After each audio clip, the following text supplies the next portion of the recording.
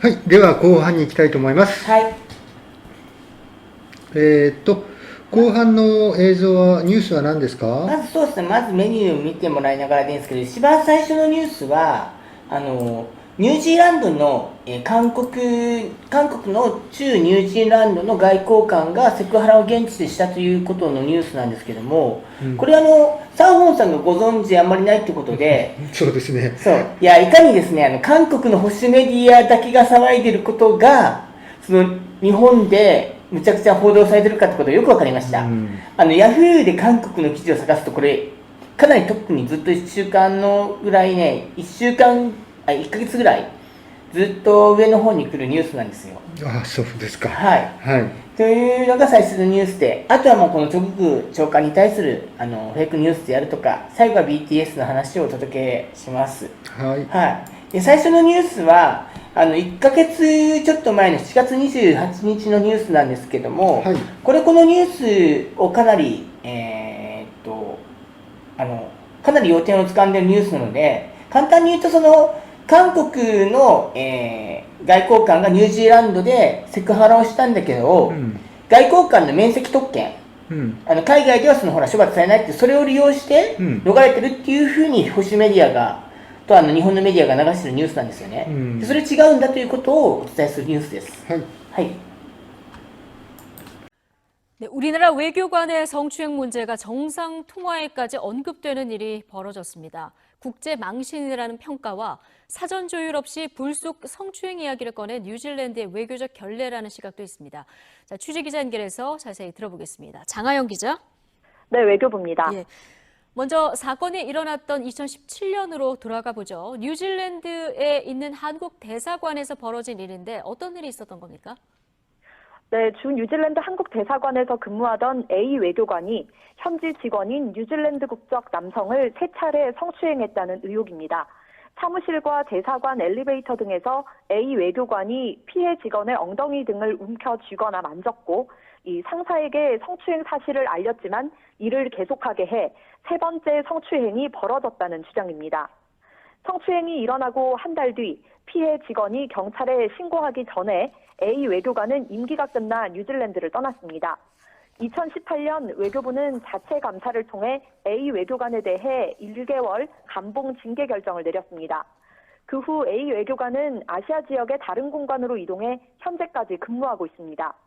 지난해인 2019년 뉴질랜드 경찰 조사가 시작됐고 올해 2월 A 외교관에 대한 뉴질랜드 수사당국의 체포영장이 발부됐습니다. 네. 자, 시기별로 정리를 해봤는데요. 이 사건이 처음으로 알려지게 된 건 체포영장이 발부된 뒤 뉴질랜드 현지 언론을 통해서라고요. 네, 지난 4월 뉴질랜드 언론이 기사화하면서 국내에도 사건이 알려졌습니다. A 외교관은 당시 다른 매체와의 인터뷰에서 자신이 동성애자도 변태도 아닌데 어떻게 자신보다 건장한 백인 남성을 성추행할 수 있겠느냐고 호소했습니다. 이후 국내 언론에서는 큰 이슈가 되지 않았지만 뉴질랜드 언론은 이 사건을 계속 다뤄왔는데요. 특히 지난주에 뉴스허브라는 뉴질랜드 방송사의 탐사 보도에서 한국 정부가 성추행 외교관을 비호하고 있다는 집중 보도를 하면서 뉴질랜드 내에서 파장을 일으켰습니다. 이 프로그램은 A 외교관의 얼굴과 이름을 모두 공개하면서 성추행은 최대 7년까지 징역을 받을 수 있는 범죄인데 한국 정부가 면책 특권을 내세워서 인도 요청을 거부하고 있다고 보도했습니다. 뉴질랜드 언론들은 자국 외교부의 미온적인 대처도 함께 비판했는데요. 저신다 아던 뉴질랜드 총리는 이에 대해서 우리의 정의가 구현되도록 한국 정부에 계속 촉구할 거라고 말하면서도 인도 요청은 경찰의 소관이라고 선을 긋기도 했습니다. 예, 그런데 뉴질랜드 총리가 정상 통화에서까지 이 문제를 언급한 건 그만큼 뉴질랜드의 여론이 나빴기 때문일까요? 네, 그런 것 같습니다. 어제 청와대 관계자는 통화 말미에 아던 총리가 해당 사건에 대해 언급했고 문재인 대통령이 사실관계를 파악한 뒤 처리하겠다는 답변을 했다고 밝혔습니다. 아던 총리는 자국에서 관심이 높은 사안인 만큼 살펴봐 달라고 말했던 걸로 알려졌습니다. A 외교관 인도 요청까지는 하지 않은 걸로 보입니다. 우리나라와 뉴질랜드 간에는 1년 이상 징역, 금고형에 해당하는 범죄의 경우 신병을 요청할 수 있는 범죄인 인도 조약이 체결돼 있습니다. 하지만 뉴질랜드 경찰은 범죄 사실 소명이 부족하다는 이유로 아직 범죄인 인도 요청을 하지 않은 상태입니다. 예. 이런 상황에서 물밑 조율 없이 불쑥 정상 간 통화에 성추행 이슈를 언급한 게 외교 결례라는 시각도 있습니다. 뉴질랜드 언론은 한국이 면책 특권을 들어 이 A 외교관을 보호하고 있다고 주장하고 있지만 이것도 사실이 아닙니다. 특권 면제는 외교관에 대해 전 세계에서 적용되는 게 아니고 근무하는 지역에서 발생하는 건데 A 외교관은 뉴질랜드를 떠났기 때문에 면제의 대상이 아닙니다. 외교부 관계자는 뉴질랜드 수사기관 출두는 본인 의사로 해야 할 사안으로 강제할 수 없다고 밝혔습니다. 대신 뉴질랜드 한국 대사관에 남아있을 CCTV나 공관 직원들을 대상으로 한 조사에 대해서 이 면책 특권이 있더라도 서면 인터뷰에 응할 수 있도록 검토하는 등 최대한 수사에 협조하겠다는 의향을 현지 수사 당국에 밝혔다고 설명했습니다. 네, 자, 이 뉴질랜드 언론의 보도가 좀 과한 측면이 있었다 하더라도 그런데 애초에 외교부 대응이 너무 소극적이었다 이런 지적도 나옵니다. 네, 애초 정부의 대응이 빌미를 줬다는 지적도 나옵니다. A 외교관이 성추행 수사가 시작되기도 전에 왜 자체 감사로 감봉 1개월 징계를 받았는지 또 성추행 사실이 확인되지 않았다면 왜 징계를 내린 것인지도 아직 분명하지 않습니다. 자체 조사한 내용을 근거로 정확한 해명을 했더라면 이렇게 논란이 커지지 않았을 수 있습니다. 예, 장하영 기자, 그럼 앞으로 이 문제 어떻게 될까요? 네, 외교부 자체 조사로 이미 징계를 내린 상황이어서 추가 증거나 의혹이 나오지 않는 한 결과를 바꾸기는 어려워 보입니다. 예. 또 인권국가인 우리나라가 A 외교관의 뉴질랜드 행을 강권할 수도 없는 형편입니다. 뉴질랜드 당국도 A 외교관이 자발적으로 뉴질랜드로 들어오지 않는 한 수사 진전이 어렵다는 입장인 걸로 알려졌습니다. 다만 피해자가 우리나라 국가인권위원회에 이 성추행 피해 진정을 했는데 이 결과가 조만간 나올 예정이어서 비추가 주목됩니다. 지금까지 외교부에서 YTN 장하영입니다.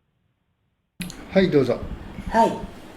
この、今回、この問題は、ちょっと論点を整理しなければなかなか初めての人とか難しいと思うので、次にこの論点を整理したのを持ってきたので、それを見ながらお話しするんですけども、まずこの免責特権何かっていうと、外交官の場合はほら、戦争する国とね、外交官に行かなきゃいけないこともあるから、その外交官の身分はほら、逮捕したりとかされないっていうそういう権利ですよね。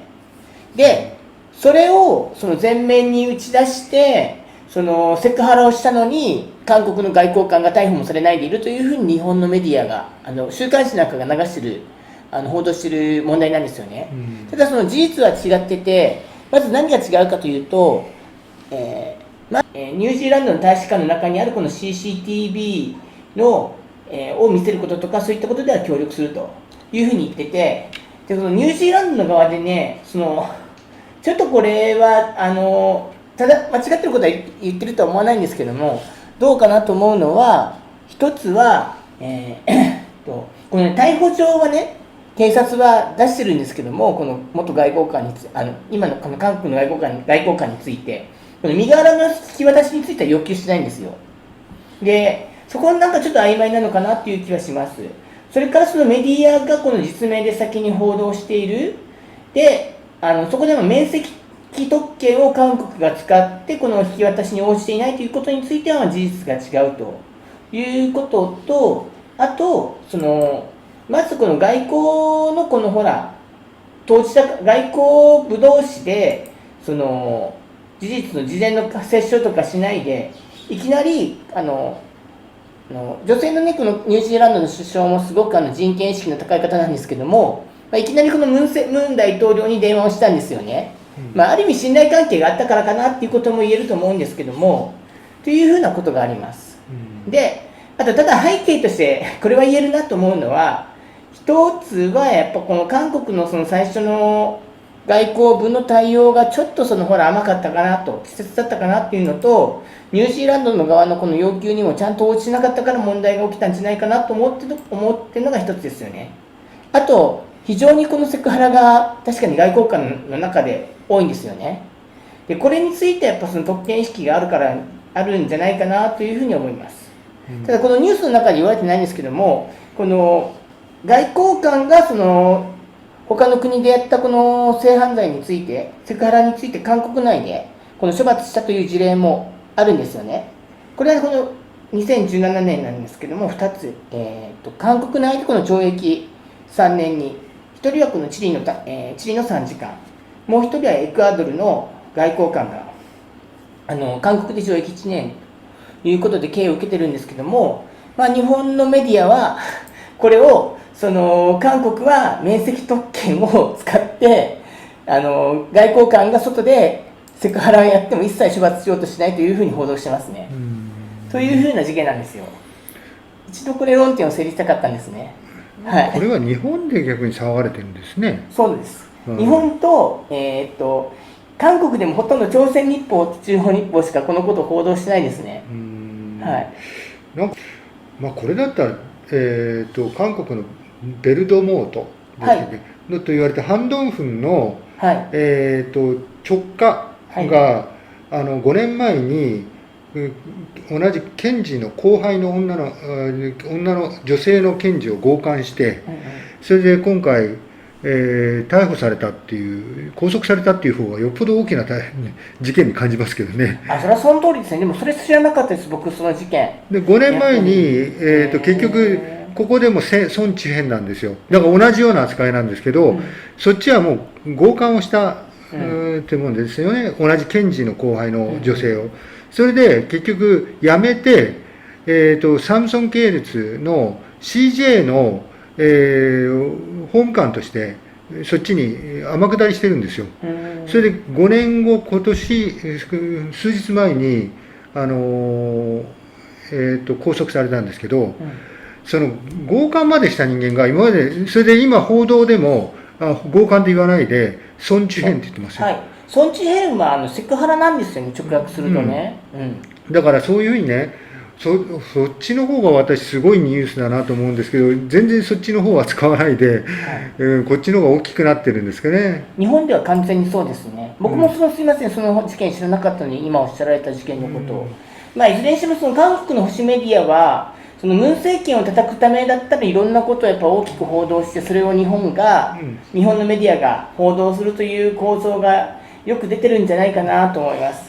で、現代会でこの話はどうなってるかというと、このカン・ギョンファ外交部長官は、韓国の国民とムン大統領に対してはすごい申し訳ないことをして謝ったんですけども、このニュージーランドに対してはちょっと外交的比例があるから謝りたくないということを今おっしゃってるんですよね。そうですか。プライドはすごいやっぱね、立派な外交官だと思うんですけども、プライドがすごい高いんだなということを、カン・ギョンファさん。だけど逆に女性だからよかったかな。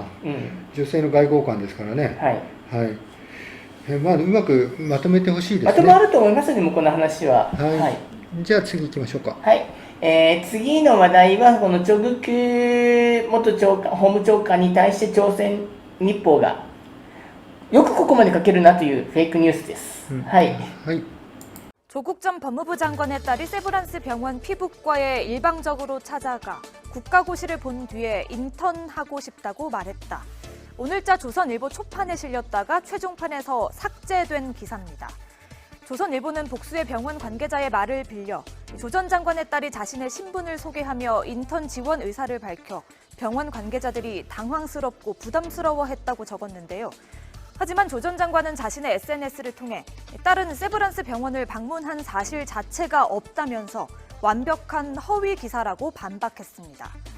조 전 장관은 해당 기사가 온라인에서도 삭제되자 누리꾼들에게 원본을 제보해달라고 요청하기도 했는데요. 이후 기사가 실려있는 초판을 확보했다면서 조선일보와 해당 기자에게 법적인 책임을 묻겠다고 강조했습니다. 세브란스 병원 피부과 정기영 교수도 자신의 SNS에 교수들에게 확인한 결과 누구도 조 전 장관의 딸을 만난 적이 없다면서 조선일보의 보도에 의문을 제기했습니다. 조 전 장관 딸의 인턴 지원설은 이미 이틀 전부터 의대생 커뮤니티를 중심으로 빠르게 퍼졌는데요. 급기야 기생충 박사로 알려진 서민 단국대 의대 교수는 자신의 블로그를 통해 인턴 소문 진짜니? 라며 조 전 장관의 딸을 향해 비아냥거리듯이 질문하기도 했습니다. 파문이 커지자 조선일보는 기사 게재와 삭제 등에 대해 경위를 파악하고 있다는 입장을 내놓았는데요. 이에 대해 최민희 전 더불어민주당 의원은 관련 논란 등을 전하면서 이래서 징벌적 손해배상제가 필요하다고 꼬집었습니다. はいどうぞ。はい。チョグク元長官は、法的措置で、戦うと、もう提訴するという方針なんですけども。もう訴えましたよ。もう訴えまもうした。訴えましたね。はいさすがです。でこれ、ただね、法律の専門家だからできるんで、一般の人はこれができないんですよね。で、問題は、まずこういったそのフェイクニュースが、韓国ではこうやってすぐにとか数週間後とかで訂正されることがあるんですけども、訂正とか削除でも全然軽いと思うんですけど、日本ではもっとひどいのは、この朝鮮日報、中央日報、東亜日報のね、フェイクニュースが、この日本語版でそのまま日本のマスメディアが引用して、これがずっと残っちゃうという問題なんですよね。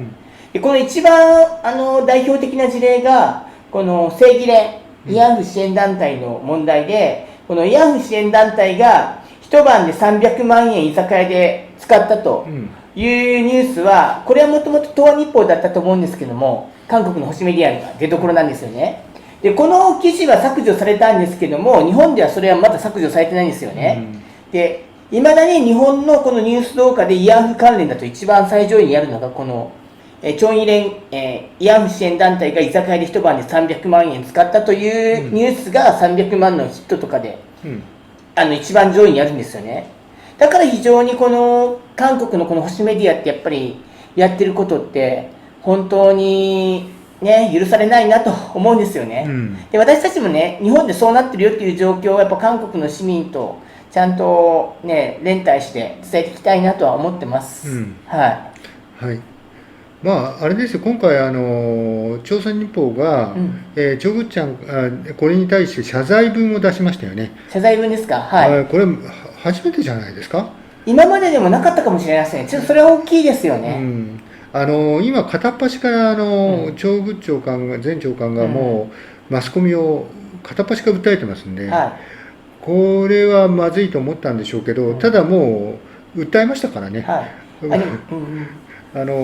まあ、間違いなく損害賠償を請求されますよね。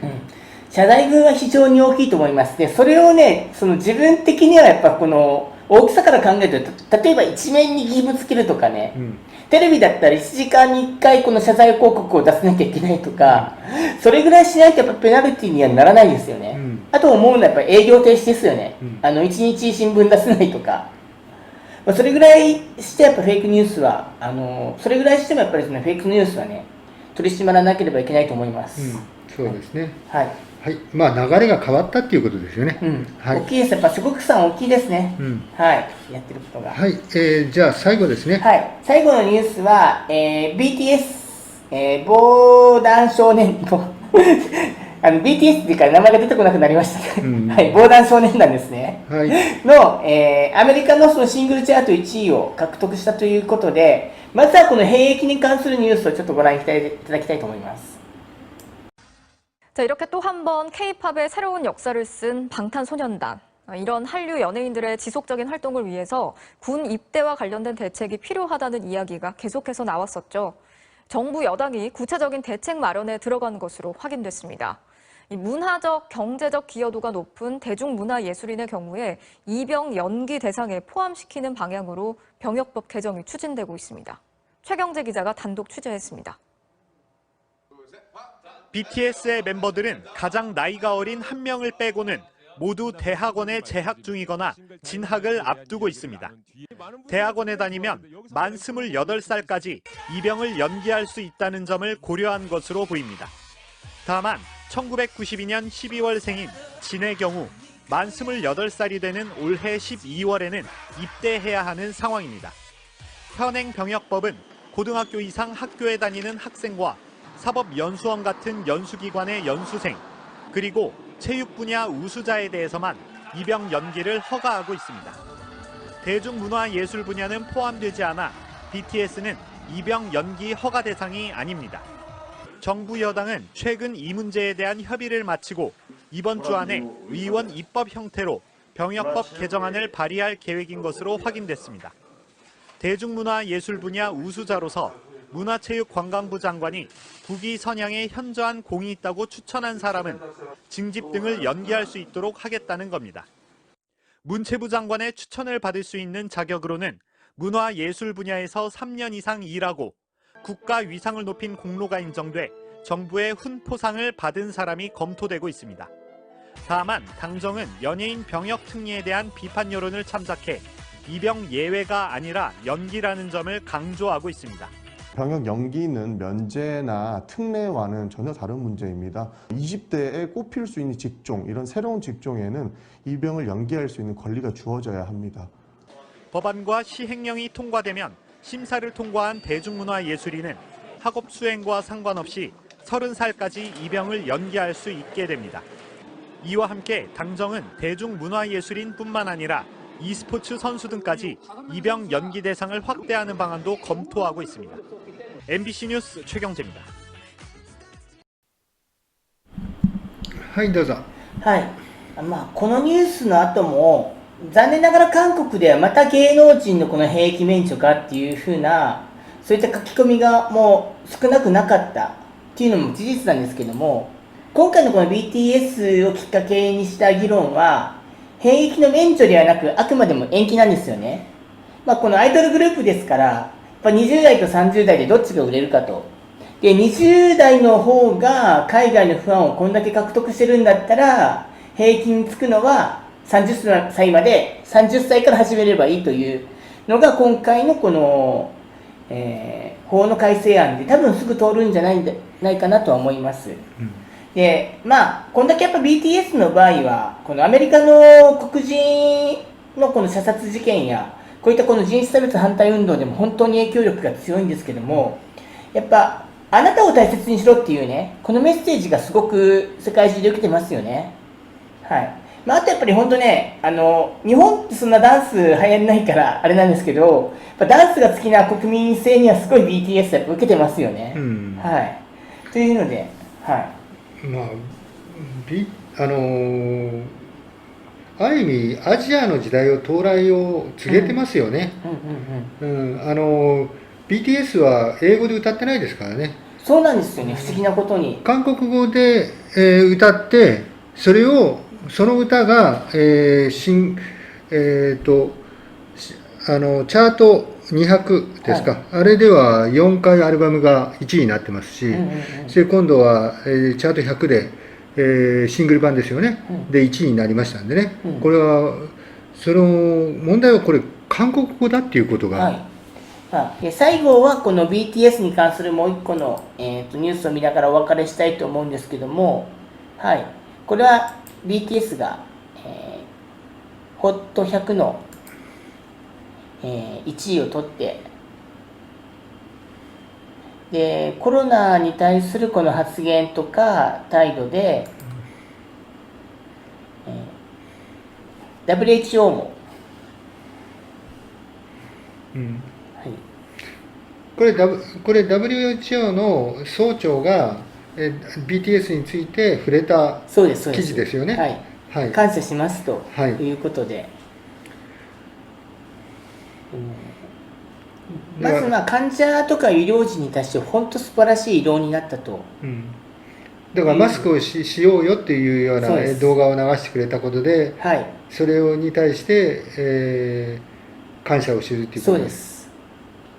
このマスク本当に大きな影響力があったと思いますね。BTS からの呼びかけは。実際にトランプ大統領の、演説ね、一番最初くじいた出花をくじいたのも BTS ファンでしたからね。そうなんですね。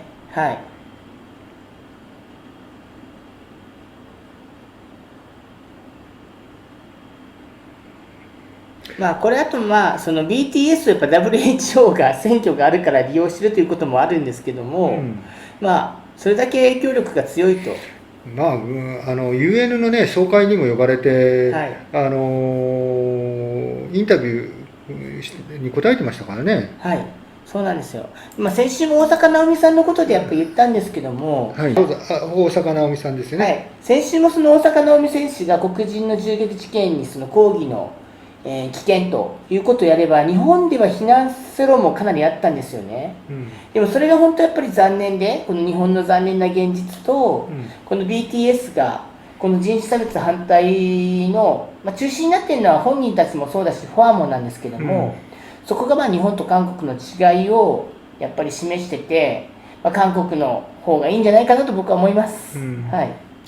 ね、本当に変わらなくちゃダメですよね。はい。それでアジアの時代が到来してるっていうことをやっぱり知るべきですよね。本当に。はい。はい。